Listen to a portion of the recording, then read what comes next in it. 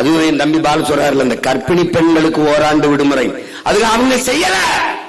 நான் ஆட்சிக்கு வந்தால் இதை செய்வேன் என்று 2016 நான் கொடுத்த ஆட்சியின் வரைவை அதை எடுத்து செயல்படுத்தினாப்ல. என்ன இப்ப வந்து திமுக புதுசா ஆட்சிக்கு வரலையே. அப்ப இம்முறை செயல்படுத்துற நீங்கள் இதற்கு முறை எத்தனை முறை வரும்போது ஏன் செயல்படுத்தல தெரியல.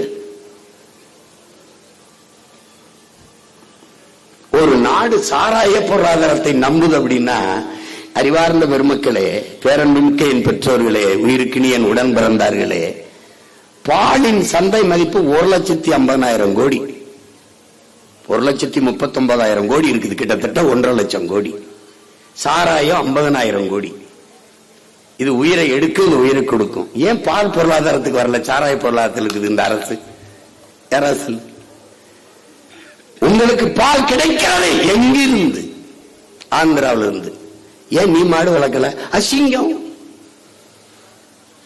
இங்கே உற்பத்தியாளனும் விற்பனையாளனும் ஒரே ஆளாக இருப்பது தமிழ்நாட்டில்.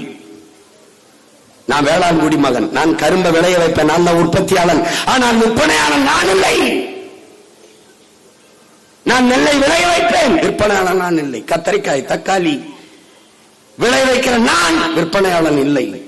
ஆனால் தமிழ்நாட்டு அரசில் உற்பத்தியாளனும் விற்பனையாளனும் ஒரேயாளாக இருக்கிற ஒரு துறை சாராயத்துறை, டாஸ்மார்க் துறை. அவனே தொழிற்சாலை வச்சிருக்கான், அவனே காய்ச்சா, அவனே விற்கிறான். தாண்டா உலகத்துல கொடுமை.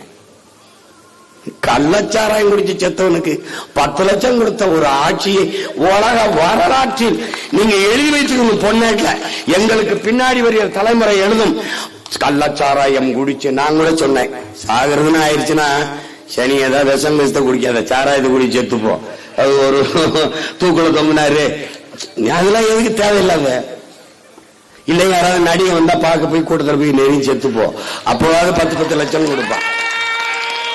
ஒண்ணு குடிச்சுச்சா, இல்ல நடிக்கிறவனா கூத்தாடிய பார்க்க போயிச்சா, ரெண்டுல ஒண்ணுச்சா.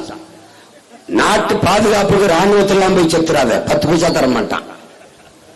ராணுவ வீரன் அவனா, ராணுவ வீரனா?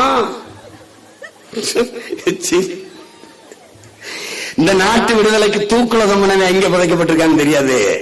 ஆனா இவங்க உலக புகழ்பெற்ற கடற்கரையில 2 ஏக்கர்ல படுத்திருக்காங்க சென்னையில.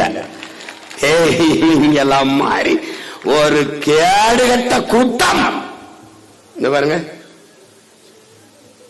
எந்த வயசுல இப்ப வந்திருக்காரு பத்தியில. இளமை இருக்கும்போது இந்த வீணா போன பயல்களா உழைச்சிட்டு, அதில் நான் திமுகவில் இருந்தேன். சரிதான் சரிதான்,